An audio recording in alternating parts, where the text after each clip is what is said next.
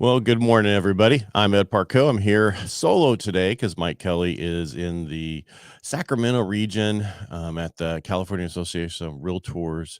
I think it's legislation day or something. I don't know. I can't keep track of all the different things they have. Kind of things I want to go over today is what's happening. We all know it's Fed day. We're waiting to see what the Fed does. Everybody thinks they're going to do their 25 basis points. But I want to kind of get into that. We're in the midpoint of 2023. And there's no denying that we're facing some uncertain times. With inflation fears looming, the Federal Reserve decision to hike rates again today has raised more than a few eyebrows. Powell's decision to compare himself to Paul Volcker is another issue. And what his desire to avoid being head faked by inflation has left many wondering if we are heading towards a recession. I can tell you we are heading for a recession. If you look at the numbers of the jobs created and what's happened recently, you can kind of see the charts that we're in a recession and going to a worse recession.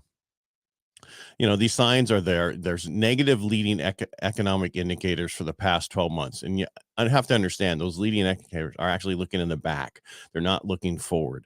And Fed's not looking forward right now. And I don't think anybody knows this, but Powell is not an economist. He is a attorney.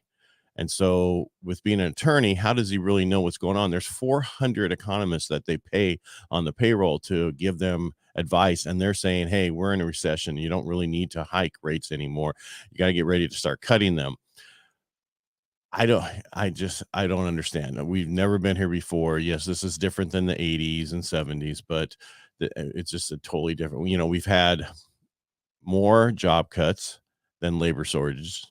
We have a banking crisis with 3 banks failing over the past 2 months, totaling 550 billion in assets. Yet they still want to make one more 25 basis point hike. And despite all the economics, as I was saying, economists were predicting a recession later this year.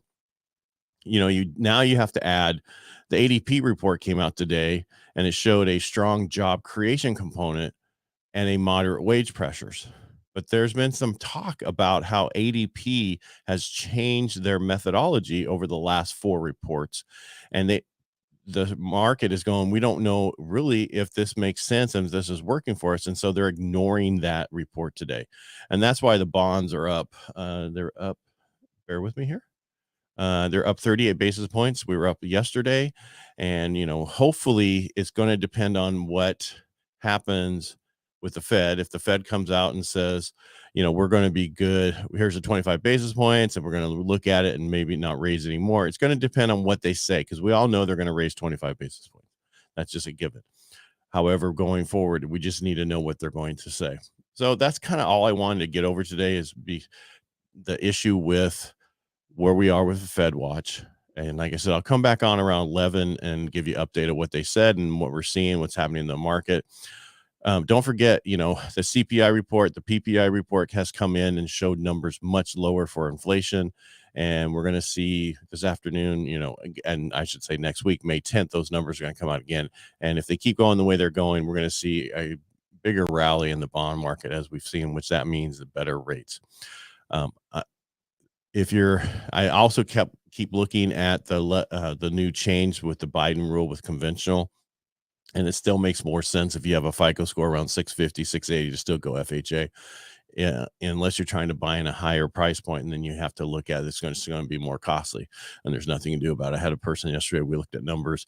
Her FICO score went down because of an issue that came up with a collection account, and she went from an $806 middle FICO score down to a 693 FICO score, and it was a huge difference in rates. And I don't care what they say about what they're trying to help people with low FICO scores help make it better.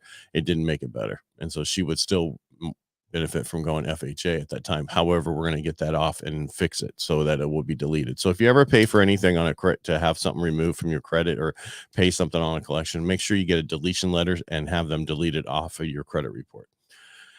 That's kind of all I have today. Like I said, I'll be back later to talk about what the Fed has done, and I hope you all make it a great day. And it's always a great day when you're alive. All right, make it a great day, and we'll talk to you later.